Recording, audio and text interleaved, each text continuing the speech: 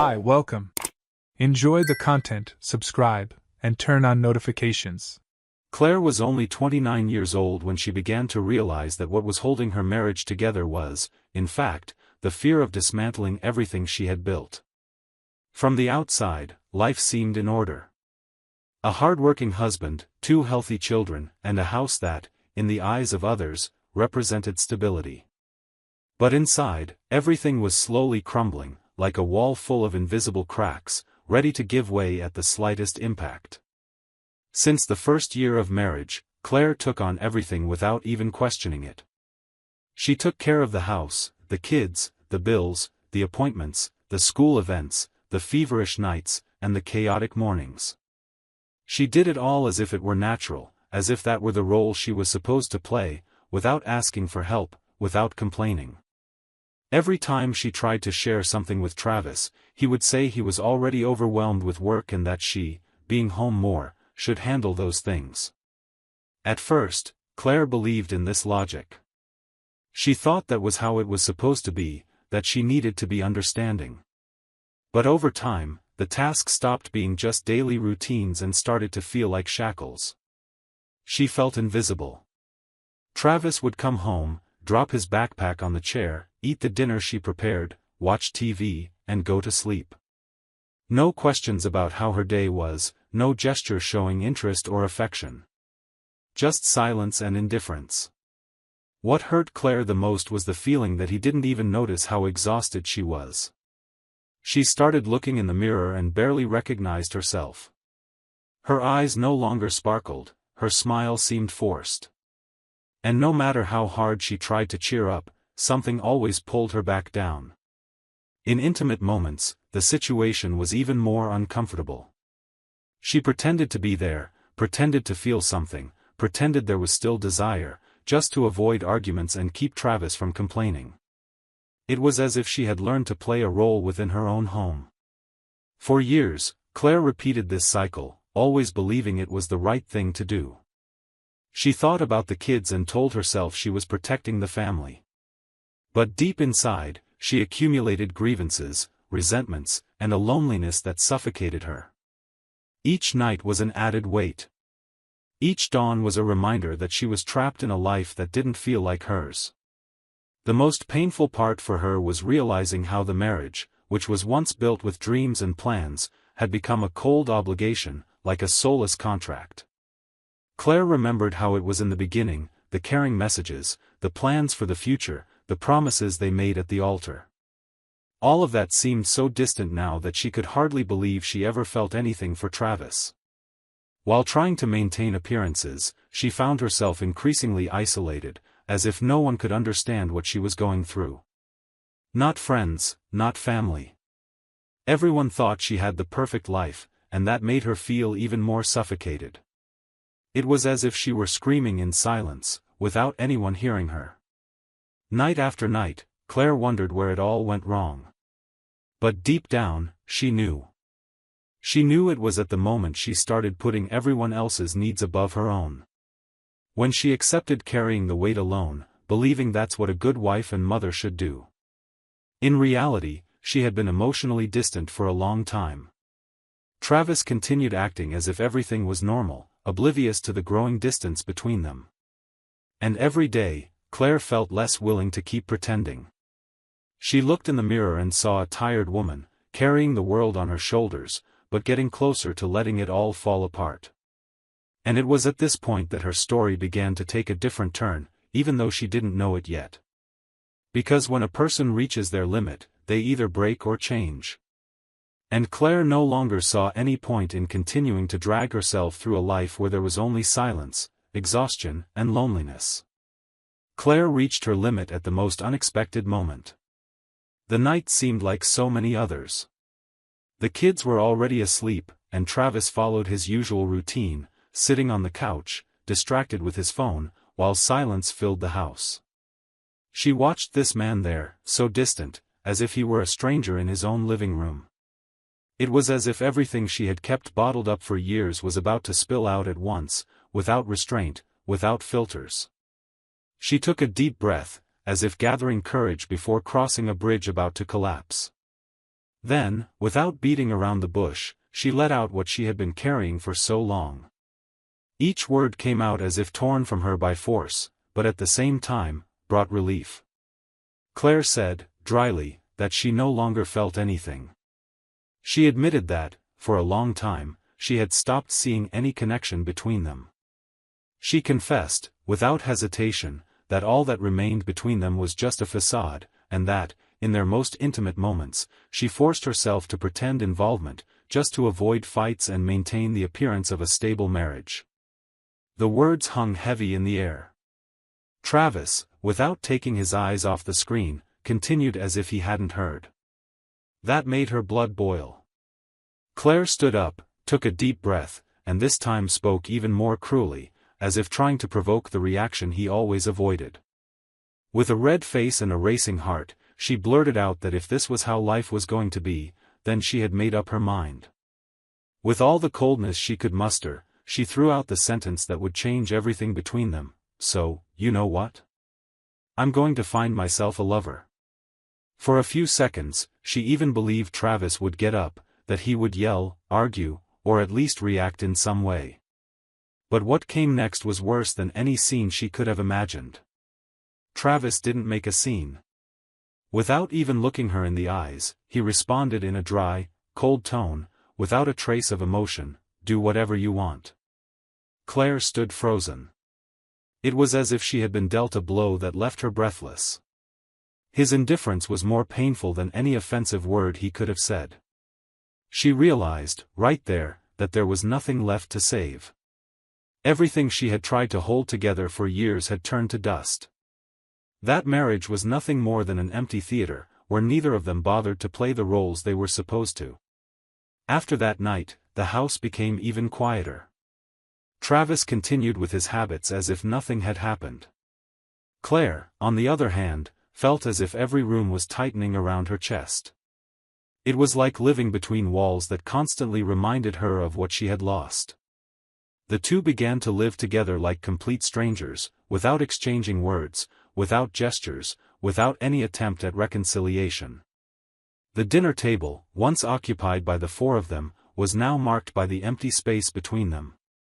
The marriage turned into a forced coexistence, sustained only by the children and routine. Travis seemed indifferent to everything. Claire, on the inside, was shattered. But instead of crying, she just observed everything with an empty gaze, as if watching the end of a movie where she already knew the outcome. What troubled her most was the certainty that the words spoken during the fight weren't just a spur-of-the-moment impulse. Inside her, something had changed. It was as if a door had been opened, and now she saw everything with clarity. There was no more fear, no guilt, no doubt. The marriage was over, and she no longer had the strength to try to save what was left. From that moment on, Claire no longer saw Travis as her husband. She began to see him as a stranger sharing the same roof, someone who passed by her without leaving a trace, without making any impact. She realized that, even without leaving the house, the divorce between them had already happened. Everything that would come afterward was just the formality needed for each to go their separate ways. After the fight that sealed the fate of their marriage, Claire stopped caring about appearances. She had exhausted all attempts at repair. Now, she just breathed, fulfilled her daily obligations, and kept her eyes on the clock, waiting for the days to end quickly. Her routine boiled down to taking care of the kids, preparing meals, and avoiding any contact that might lead to another argument. Travis remained oblivious to everything, as if living in a separate world where Claire's problems didn't exist. It was during an ordinary morning that something unexpected happened. Claire, as always, was getting the kids ready for school. On the way, she noticed a man standing on the sidewalk, waiting for his own child to get out of the car. He had a calm demeanor, different from the other parents who were always in a rush. There was something about the way he carried himself that caught Claire's attention. It was Jackson, a divorced father who also dropped his kid off at the same school. At first, she only exchanged quick greetings, as she did with anyone else. However, with each new encounter, the conversations began to last longer. Jackson had a light way of speaking. At first, the topics revolved only around the kids, schoolwork, presentations, and the difficulties of handling everything alone. Claire listened and, for the first time in a long while, felt heard.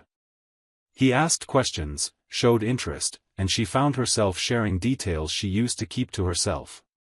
Gradually, the conversations moved beyond the school gates. They began exchanging messages and sharing confidences that seemed harmless but, deep down, already hinted at what was to come. Each message exchanged between them carried a little more intimacy. Claire began to feel that Jackson saw her in a way Travis never had.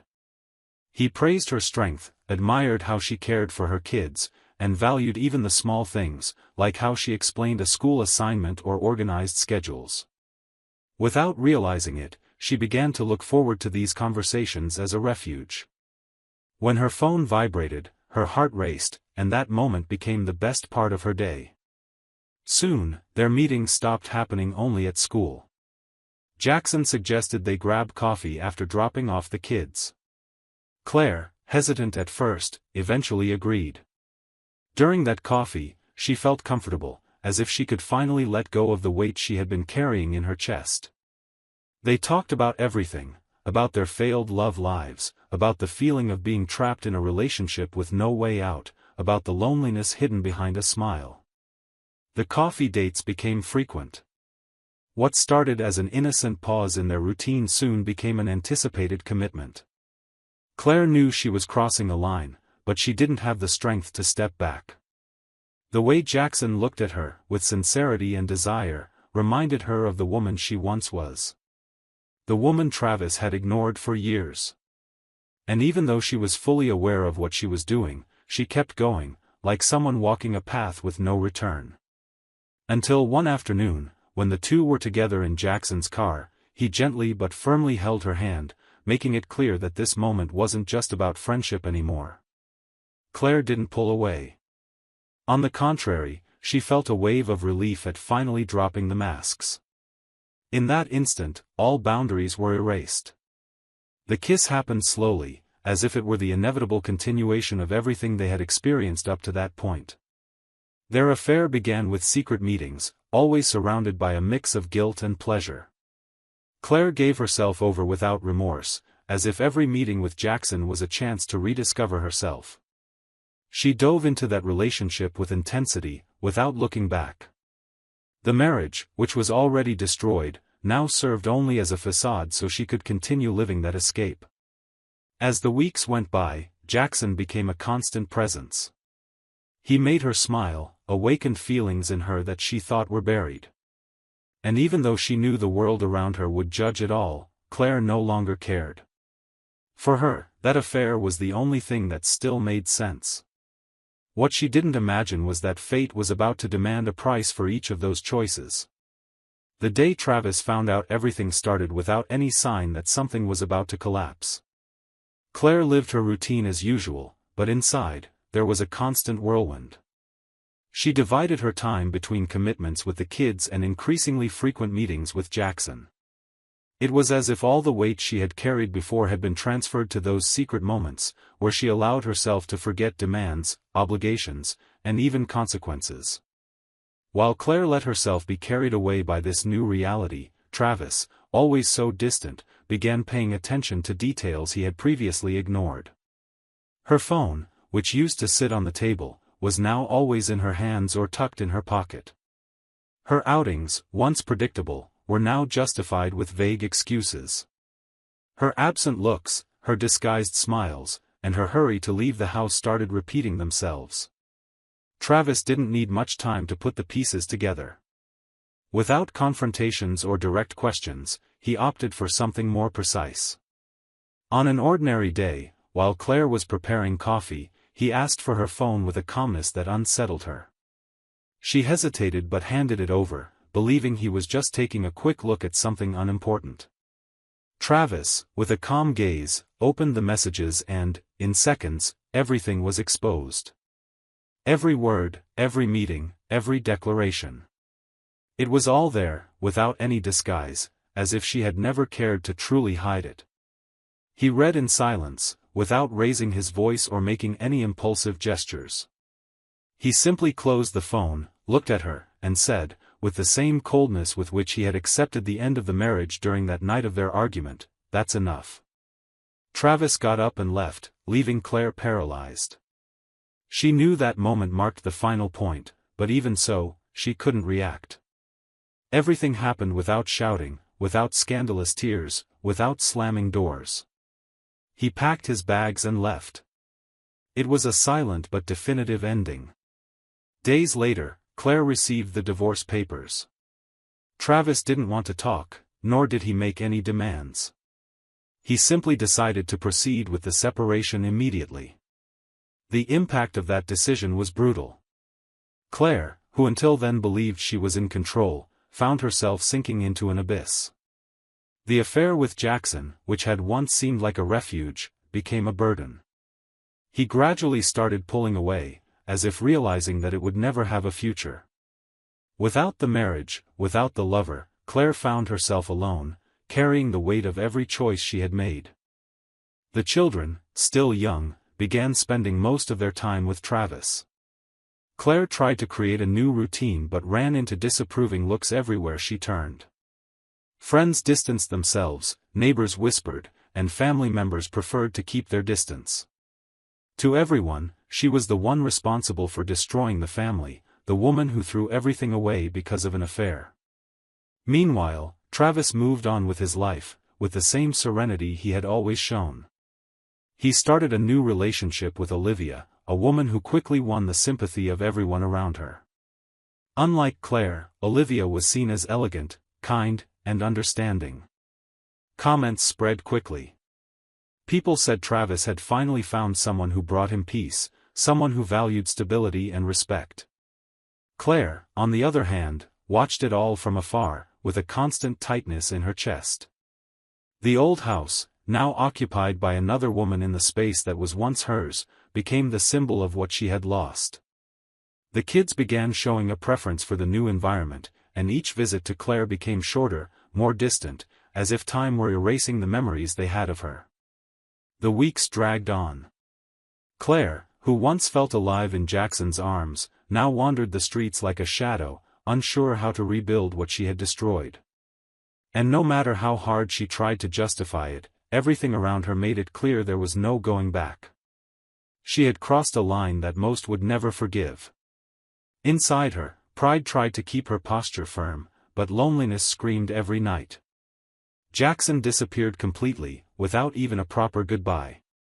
The man who had seemed so present, so involved, vanished as if he had never existed. Travis continued building a new life, surrounded by praise and the company of a woman now pointed to as the example of everything Claire hadn't known how to be. And so she remained, carrying the silence and judgment, feeling the weight of every choice, while the world around her pretended she had never been part of that family. The day Travis found out everything started without any sign that something was about to collapse. Claire lived her routine as usual, but inside, there was a constant whirlwind. She divided her time between commitments with the kids and increasingly frequent meetings with Jackson.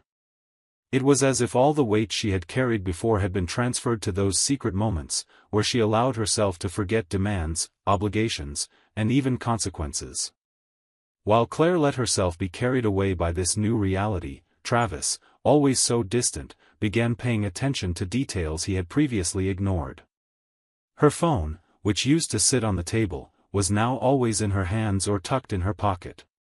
Her outings, once predictable, were now justified with vague excuses.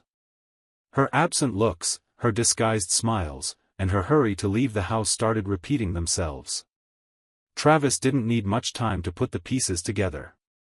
Without confrontations or direct questions, he opted for something more precise. On an ordinary day, while Claire was preparing coffee, he asked for her phone with a calmness that unsettled her. She hesitated but handed it over, believing he was just taking a quick look at something unimportant. Travis, with a calm gaze, opened the messages and, in seconds, everything was exposed. Every word, every meeting, every declaration. It was all there, without any disguise, as if she had never cared to truly hide it. He read in silence, without raising his voice or making any impulsive gestures. He simply closed the phone, looked at her, and said, with the same coldness with which he had accepted the end of the marriage during that night of their argument, "That's enough." Travis got up and left, leaving Claire paralyzed. She knew that moment marked the final point, but even so, she couldn't react. Everything happened without shouting, without scandalous tears, without slamming doors. It was a silent but definitive ending. He left the house. Days later, Claire received the divorce papers. Travis didn't want to talk, nor did he make any demands. He simply decided to proceed with the separation immediately. Travis thought she would regret it, that it would all end up being a momentary mistake, and that the affair with Jackson would end as soon as the weight of the separation fell on her. But the outcome was very different from what he expected. Jackson didn't pull away. On the contrary, he was happy about the separation and quickly showed he was willing to commit to the relationship. He began frequenting Claire's house naturally, without hiding their involvement, as if he were simply taking the place that, to him, had belonged to him for a long time. The separation was finalized officially, and Claire stayed in the house with the kids. Travis tried to argue in court, talking about the betrayal, attempting to reverse custody or reduce the amount of alimony, but he didn't have enough evidence to support the accusations. In the end, he was forced to pay a fixed alimony, while Claire retained custody of the children. As the weeks passed, Jackson became increasingly present. Now, he wasn't just her boyfriend but also someone who shared the household responsibilities. He, who already had a young son from another relationship, began integrating into Claire's and the kids' routines naturally. Suddenly, they formed a new family, with 3 kids running around the house, laughing together, forming bonds. The kids adored Jackson. He was attentive, played games, took them on outings, and helped with school tasks. His son, on the other hand, grew attached to Claire as if he had always been part of that house. It was a new dynamic, different but functional. Jackson cooked, washed dishes, helped with household chores as if he had been there for years, as if he had always been part of their lives. Meanwhile, Travis followed a distant path. He came to pick up the kids only once a week, without creating strong bonds during those visits. Conversations were brief, and everything seemed like just an obligation to fulfill. 6 months passed, and each of their lives took definitive shapes. Travis started dating again and soon moved in with his new partner, living a comfortable routine, far from everything that once was his former family. The same happened with Claire and Jackson. They decided to live together, fully committing to the relationship. And Jackson continued doing his part. He shared the responsibilities of raising the kids, helped with meals, drove them to and from school, and organized the house without complaining. He didn't hide, nor did he shy away from responsibility. Everything seemed to fit. The new family, improbable as it was, worked. 2 years passed since everything changed.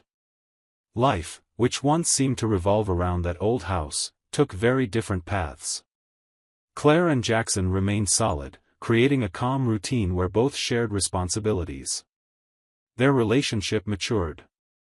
The kids adapted well to the new reality, and that house, which was once the stage for so many fights, was now filled with laughter, group tasks, and family dinners.